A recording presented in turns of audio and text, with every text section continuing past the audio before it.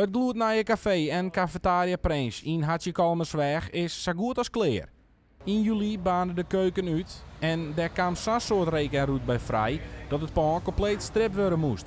Nou, 3 hele maanden later is eigenaar Melle Prins tegenwies met de nieuwe inrichting. Nou, als het nou om die hennisjes, dan ben ik eigenlijk best wel heel blij eigenlijk. Want de zaak, onze cafetaria is wel heel mooi opgeknapt en ons café is heel mooi geworden. We hadden nieuwe plannen en ideeën al jaren met de menukaarten en met eten en dergelijke. Dus dan voel ik me wel heel goed. Maar ik dan zorg naar de laatste 14, 15 weken hoe lang we bezig zijn om dit te realiseren. Onder wat voor omstandigheden, ja, dan wordt het wel een zware opgave de laatste 14 weken. In die 14 weken tijd is er een enorme bult werk verzet. Alles is leeghellen, want de draagmoren ta. Dat wie het enige wat op den duur nog oranje stie. Daarna is alles stapje voor stapje weer opbouwd, vernaaid en inrichten. In 14 weken tijd dus. Een pand van nul al weer opbouwen, dat leek me in het voor, leek me dat haast onmogelijk. Hoe hij hem dat valkenbokst? Ja, dat zei de verzekering ook al. Hij zei, dit wordt wel dat volgende jaar. Op een manier zoals het was. Nou, ik zei, dat wordt niks.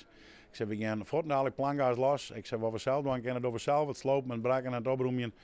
De mensen om je heen, de bedrijven en vrienden en kennissen en timmerlieu, ja, daar heb ik het om te danken natuurlijk.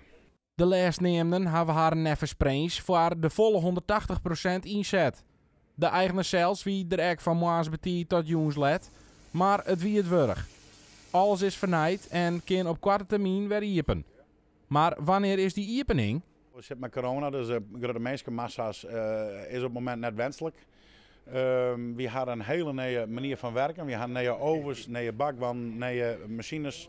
We een nieuw personeel hebben, nieuwe menukaart. We moeten dus wijken even vinden om dit draaien te krijgen. Als we een grote iepening hebben, dan verwacht ik dat er een soort mensen komen.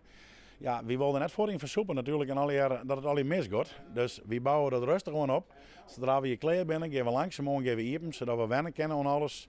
En dan, natuurlijk, pakken we hier de morgen even uit dat het we kennen.